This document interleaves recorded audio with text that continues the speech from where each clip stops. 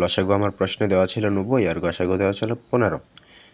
9-এর সাথে 15 গুণ করলে হয় 135 আর 7 শূন্য শূন্য। মানে হ্যান্ড ক্যালকুলেশনের জন্য এভাবে করছি। আচ্ছা, এটা পেয়েছি গুণফল। এখন আমাকে বের করতে হবে যোগফল। যেহেতু গসাগু 15, তার মানে সাধারণ সংখ্যা 15। প্রথম সংখ্যাও 15 আছে, দ্বিতীয় সংখ্যাও 15 আছে। আর যেই সাধারণ রাশিটাকে একটা ধরে নিলাম এক্স আর একটা ধরে নিলাম ওয়াই, তার মানে আমার প্রথম সংখ্যা হচ্ছে 15x, দ্বিতীয় সংখ্যা হচ্ছে 15y। আচ্ছা, এই সংখ্যাটা হচ্ছে দুটো সংখ্যার গুণফল। তার মানে 15x গুণ 15y ইকুয়ালস টু 1350।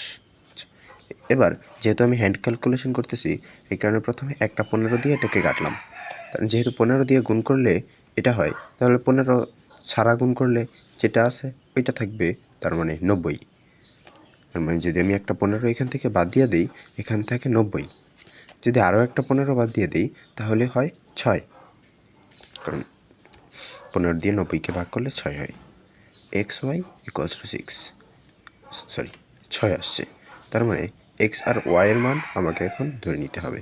6কে আমরা যে কোনো নিজের অনুযায়ী 1, 6, 2, 3 এটা ধরে নিতে পারি। 3 2 6, হ্যাঁ, এই দুইটা ধরে নিলাম।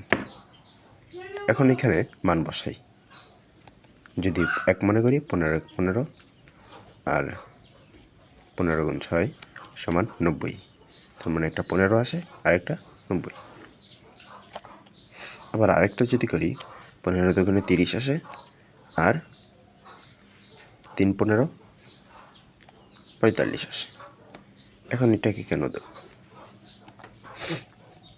এই দুইটা গুণ করলে সাধারণ হিসেবে এই দুইটা তো লসাগু আর গসাগু ছিল, আর এখানে হচ্ছে অপর দুইটা সংখ্যা। মানে প্রথম সংখ্যা আমি এটা ধরতে পারি আর দ্বিতীয় সংখ্যা এটা। দুইটা যোগ করলে হয় 75। তার মানে আমার যোগফল 75। আর পরীক্ষায় যখন অপশন দেওয়া থাকবে তখন এত সমস্যা হবে না, মানে এত কিছু করতে হবে না। যেহেতু আমি প্রশ্নে অপশন দিই না, এই কারণে মনে মনে মনে মনে আর না পারলে অল্প একটু ক্যালকুলেশন করে এতটা করতে হবে। আশা করছি বুঝতে পারছেন।